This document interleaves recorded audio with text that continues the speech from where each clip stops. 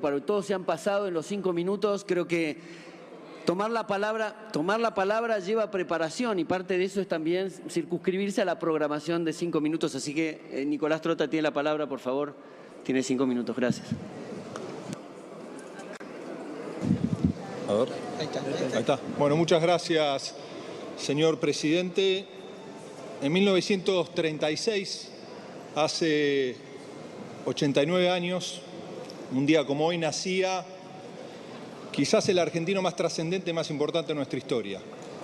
Nuestro Papa argentino, nuestro Papa Francisco, quien tenía un enorme compromiso con la justicia social, con la construcción de mejores futuros, con ser conscientes que no hay desarrollo sin equidad. Y Francisco repetía una y otra vez que hacer ajuste en la educación es un suicidio programado de un país. No se puede hacer ajuste con el desarrollo educativo, es criminal.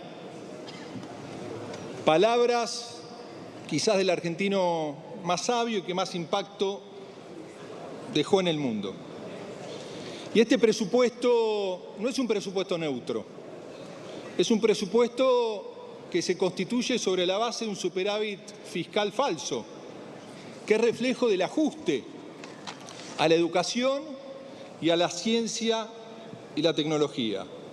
Busca un equilibrio contable construido sobre la base de un desequilibrio social, hipotecando el futuro de los argentinos.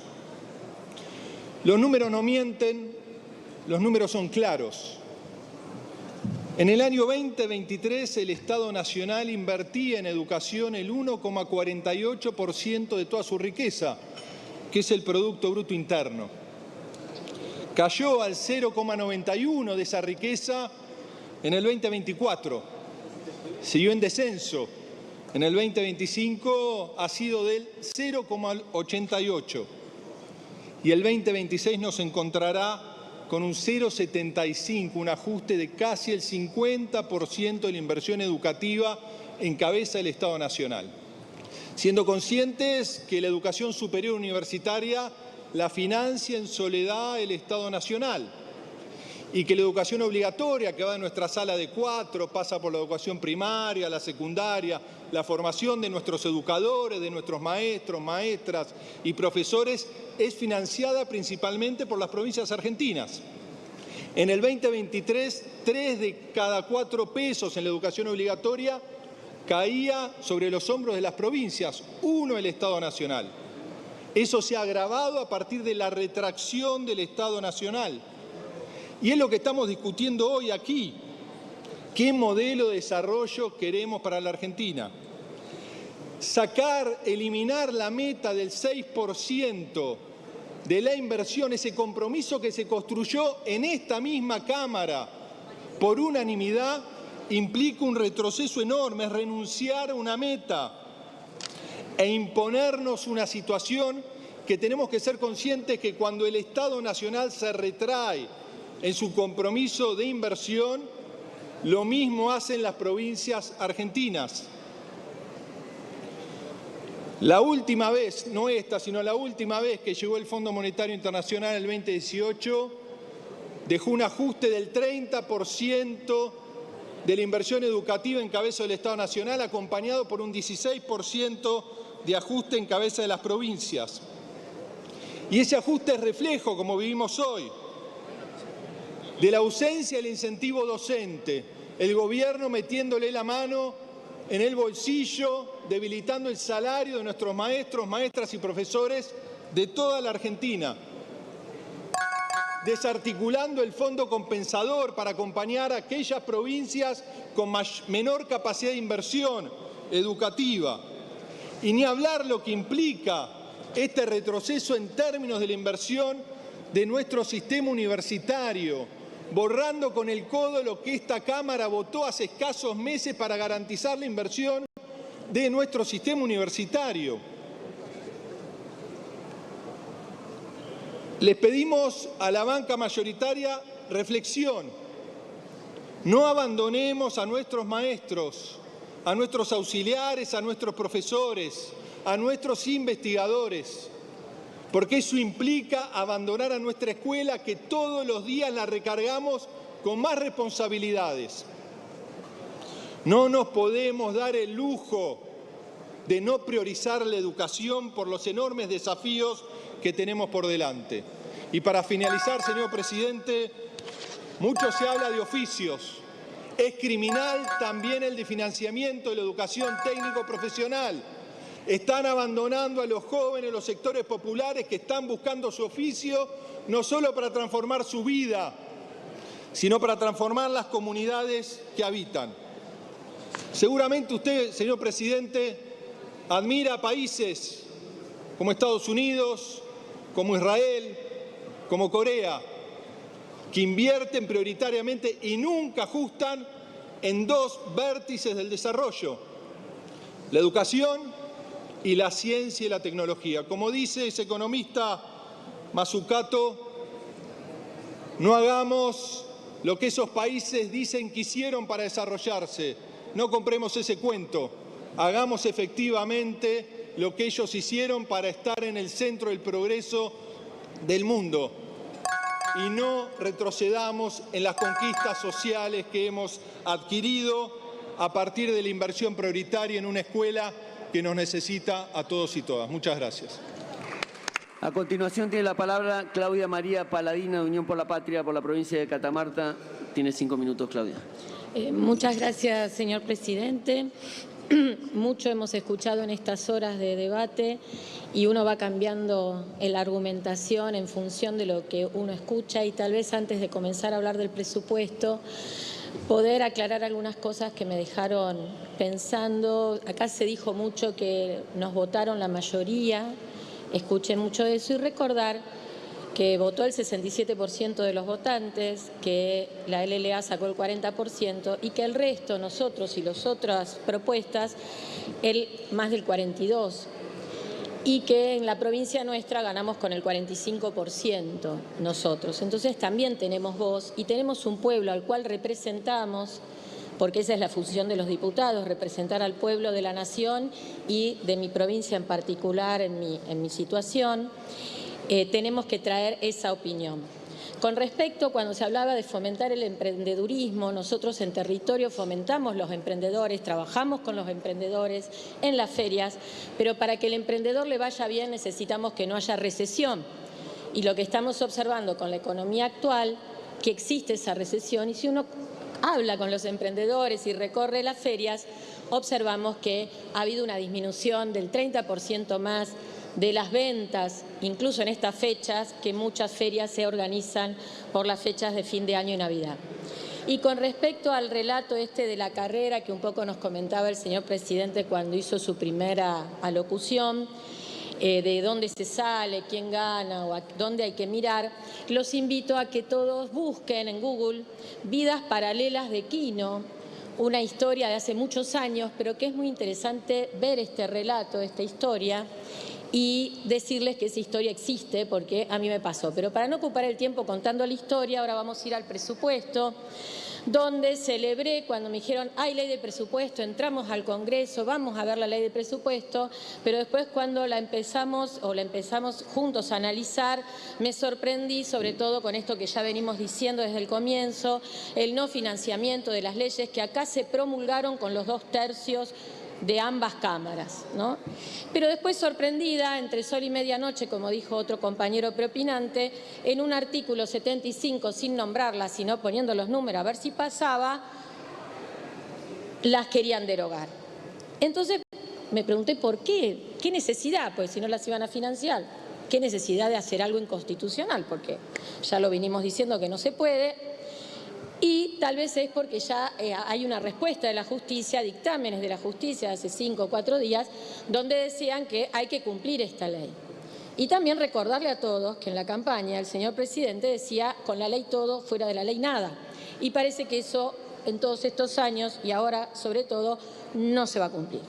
Con respecto a la discapacidad y a salud, que es lo que más me enfoqué, dado que soy médica pediatra, docente universitaria, doctora en medicina, y es tal vez lo que uno más me golpea, pedirle a todos los que estamos acá con la mano en el corazón, pongámosle rostro a lo que estamos hablando.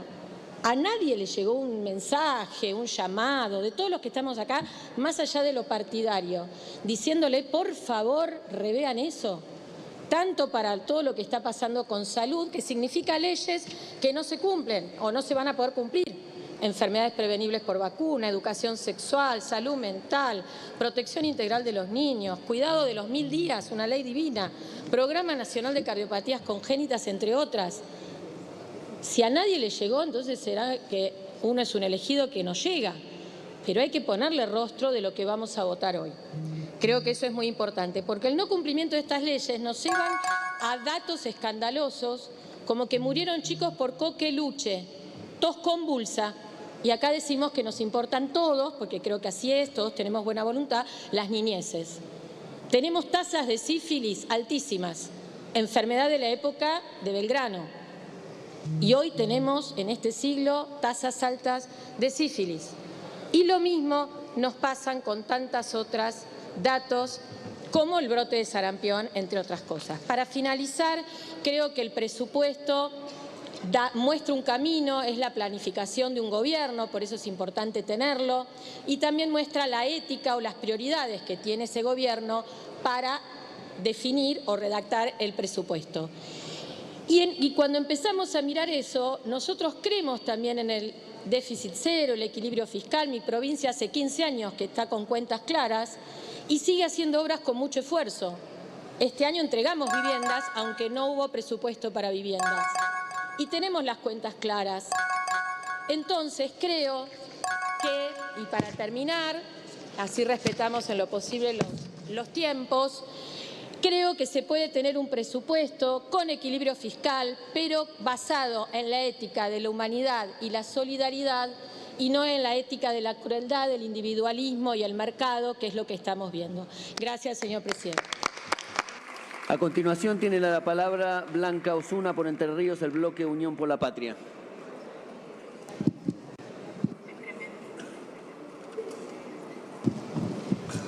Gracias, presidente. En primer lugar, una pregunta que no es una pregunta retórica, es una pregunta absolutamente sincera. ¿Cuál es la razón por la que un gobierno, y más aún su responsable, desfinancia la educación, desfinancia la salud, castiga a los jubilados, castiga y reprime además a quienes se movilizan en defensa de las personas que padecen una discapacidad, de sus familiares, de sus organizaciones? ¿Cuál es la razón última que lleva a que un gobierno actúe de esa manera? Y la verdad, la respuesta de algún modo la tendrá la historia, y seremos quienes estamos acá en este recinto y definimos con nuestro voto una posición clara respecto a si defendemos o no los más frágiles, los más débiles de una sociedad. ¿O no son esos los estudiantes, los enfermos, los ancianos, los niños, las niñas, las mujeres, los trabajadores? Entonces, yo creo que acá se han planteado muchas definiciones con las cuales suscribo plenamente y han sido expuestas por legisladores y legisladoras de este sector del recinto. Entonces yo vengo a plantearles una invitación, en particular a los legisladores entrerrianos que van a votar a favor del despojo a la educación, a la salud, a las políticas sociales. Pero sobre todas las cosas a todos, a ustedes, a los que están acá enfrente, yo los invito a que vengan a la provincia de Entre Ríos y que entremos juntos a las escuelas técnicas. ¿Saben que hace unos días en Entre Ríos, en Concepción del Uruguay, hubo un desafío organizado por una empresa estatal, por YPF, ECO-YPF? ¿Qué pasó en ese encuentro?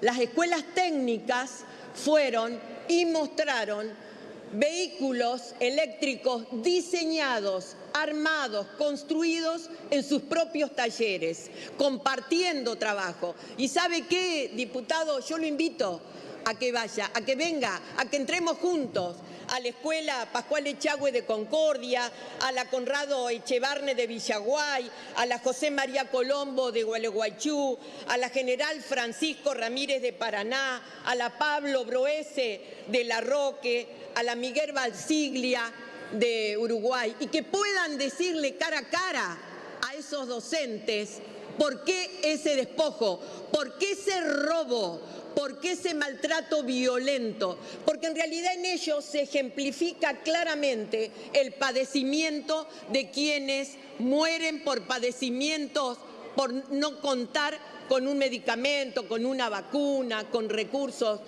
¿Qué es lo que ha llevado a este gobierno a arrancar, además descabezando un ministerio? La primera señal, y esa minúscula expresión institucional que queda de la educación en este gobierno, en el gobierno que conduce Javier Milei, da vergüenza. Da vergüenza porque además su responsable debe reconocer en las asambleas del Consejo Federal ante los ministros de las provincias argentinas, propios y extraños, que le reclaman, ¿qué cosa? Le reclaman recursos, le reclaman las becas, le reclaman los libros, le reclaman los pisos tecnológicos, le reclaman mejores situaciones para educar. Me he concentrado en este tema, vale para otras expresiones del Estado y para otras funciones que van decayendo día tras día, porque el Estado necesita acompañar, financiar y proteger. Y ahí están las universidades públicas que están empujadas por el cierre prácticamente de las propuestas formativas. La educación en la Argentina de algún modo es el puente más potente para que efectiva y concretamente el desarrollo nacional se consolide. El país, el gobierno que no invierte en educación, como bien se ha dicho acá, está planteando que quiere un atraso, que quiere una destrucción. No se puede sostener un Estado sobre la espalda de los más débiles y los más poderosos aportando chirolas. Por eso es que además tengo la última invitación y para ir terminando. Acá se ha hablado de la calidad y el esfuerzo que se puede y se debe hacer para gobernar. Y entonces yo les planteo, porque estamos estos días hablando y en el día de hoy de la modificatoria del Código Penal, los invito a que se agraven las penas para el incumplimiento del funcionamiento de la administración pública. Hay artículos en el Código Penal que expresamente ponen penas, el artículo 248 y el 249, para quienes incumplen. Hay que agravar las penas de esos artículos para que quienes en el día de hoy voten en contra de la salud, voten en contra de la educación, voten en contra de la producción de los trabajadores, de las necesidades de nuestro pueblo, la paguen. En eso, presidente, tengo la esperanza en un pueblo movilizado que se va a despertar y que va a expresar que llega un momento que la historia nos muestra que los pueblos no se suicidan y que saben decir basta. Creo que más temprano que tarde ese momento va a llegar. Por esa instancia apostamos, por esas movilizaciones apostamos además por una justicia que cumpla lo que tiene que cumplir. Gracias, presidente.